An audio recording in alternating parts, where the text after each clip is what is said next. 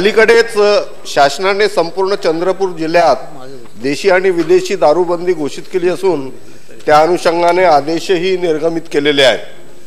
परंतु चंद्रपूर जिल्ह्यामध्ये जे दारूचे दुकानदारांचे परवाने आहेत ते परवाने शासनाने रद्द केलेले नाहीत। चंद्रपूर जिल्ह्यातील दारूची दुकाने आजूबाजूच्या अन्य जिल्ह्यात स्थानांतरित होण्याची शक्यता आहे आणि म्हणून मी या औचित्याच्या मुद्द्याद्वारे शासनाचं लक्ष वेधू इच्छितो की चंद्रपूर जिल्ह्याच्या शेजारीच माझा भंडारा जिल्ह्यावर याचा परिणाम होऊ नये, कारण अनेक चंद्रपूर जिल्ह्यातली दारूची दुकानदार माझ्या भंडारा जिल्ह्यामध्ये ग्रामपंचायतीकडे अर्ज करून परवानगी मागत आहेत की त्यांच्या गावामध्ये दारूची दुकाने सुरू करण्याची परवानगी द्यावी।